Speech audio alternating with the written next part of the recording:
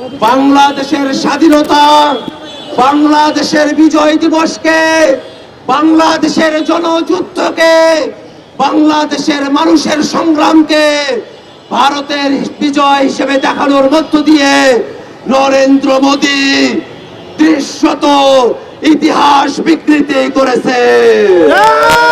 বাংলাদেশের জন্মের সাথে লেগে থাকা ইতিহাসকে বিকৃতির দায়ে অবিলম্বে নরেন্দ্র মোদীকে তার বক্তব্য প্রত্যাহার করতে হবে। অন্তর্বর্তীকালীন সরকারের কাছে আমরা আহ্বান জানাই, এটা কোনো ছেলে খেলা নয়। বাংলাদেশের বিজয়কে ভারতের বিজয় দেখিয়ে ইতিহাস বিকৃতি করার ছেলে খেলাকে রাষ্ট্রীয়ভাবে প্রশ্রয় দেওয়ার কোনো সুযোগ নেই। অবিলম্বে অন্তর্বর্তীকালীন সরকারকে রাষ্ট্রীয়ভাবে দায়িত্ব নিয়ে মোদীর এই ইতিহাস বিকৃতির বিরুদ্ধে বিবৃতি জারি করতে হবে। ভাইরা আমার, সামনে নির্বাচন অনুষ্ঠিত হবে। এবারের নির্বাচন শুধু মার্কার নির্বাচন না, এবারের নির্বাচন সংস্কারের নির্বাচন। এবারের নির্বাচন বাংলাদেশকে নতুন করে গড়ার নির্বাচন। অতএব বাংলাদেশের জনগণকে এবং জাতীয় নাগরিক পার্টির সকল প্রার্থীকে আমরা আহ্বান জানাই, জাতীয় নাগরিক পার্টির কথা শুধু নয়, সংস্কারের পক্ষে হ্যাঁ ভোট যাতে জনগণ প্রদান করে তার জন্যই আমরা আমাদের ক্যাম্পেইন চালিয়ে যাব। এই ক্যাম্পেইনের মধ্য দিয়ে নতুন বাংলাদেশ হবে, সেই প্রত্যাশা রেখে আমি আমার বক্তব্য এখানে শেষ করছি।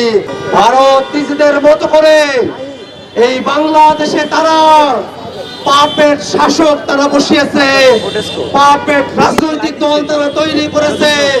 সেই রাজনৈতিক দলগুলোকে তারা ফুলিয়ে ফাঁপিয়ে বাংলাদেশে 16 বছর ধরে তারা ফেসিবাদ কায়েম করে রেখেছিল। 24-এর অভ্যুত্থানের মধ্য দিয়ে বাংলাদেশের জনগণ বাংলাদেশ থেকে ওই ভারতের পাপেট স্বৈরাচার শেখ হাসিনা এবং আওয়ামী লীগকে যেমন উৎখাত করেছে, তেমনি ভাবে বাংলাদেশে গেড়ে থাকা দিল্লির আধিপত্যবাদের বিরুদ্ধেও বাংলাদেশের মানুষেরা তাদের উচ্চ কণ্ঠ তারা জারি করেছে।